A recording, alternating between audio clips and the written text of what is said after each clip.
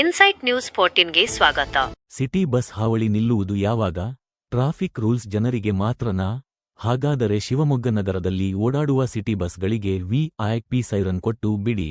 ಶಿವಮೊಗ್ಗ ನಗರದಲ್ಲಿ ಟ್ರಾಫಿಕ್ ಹೆಚ್ಚಾಗಿದ್ದು ಬಹಳಷ್ಟು ಕಡೆ ಟ್ರಾಫಿಕ್ ಸಿಗ್ನಲ್ ಹಾಕಿ ಟ್ರಾಫಿಕ್ ನಿಯಂತ್ರಣ ಮತ್ತು ಸುಗಮ ಸಂಚಾರ ಮಾಡಲು ವ್ಯವಸ್ಥೆಯಿದೆ.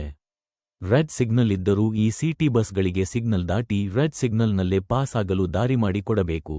ಇಲ್ಲದಿದ್ದರೆ ಜೋರಾಗಿ ಹಾರ್ನ್ ಮಾಡಿ ಕಂಡಕ್ಟರ್ ಇಳಿದು ಬಂದು ಧಮ್ಕಿ ಹಾಕುತ್ತಾ ದಾಗಿರಿ ಮಾಡುತ್ತಾರೆ. ಜನ ಇವರ ರೌಡಿಸಂ ನೋಡಿ ಹೆದರಿ ದಾರಿ ಬಿಡಲು ಟ್ರಾಫಿಕ್ ನಿಯಮ ಮೀರಿ ದಂಡ ಹಾಕಿಕೊಂಡು ಪರದಾಡುತ್ತಿದ್ದಾರೆ. ಇದು ವಿಶೇಷವಾಗಿ ನಗರದ ಕ್ವಾರ್ಟ್ ಸರ್ಕಲ್ನಲ್ಲಿ ನಡೆಯುತ್ತಿದೆ.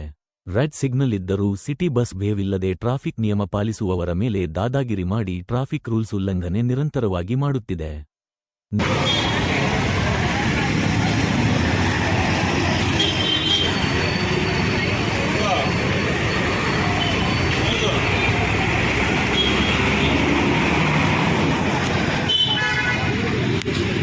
ನಿನ್ನೆ ಬಂದೋಬಸ್ತಿನಲ್ಲಿ ಇದ್ದ ಟ್ರಾಫಿಕ್ ಪೊಲೀಸರು ಒಂದು ಸಿಟಿ ಬಸ್ ಇದನ್ನು ಮಾಡಿದ್ದು ಕಂಡು ನಿಲ್ಲಿಸಿದ್ದರು.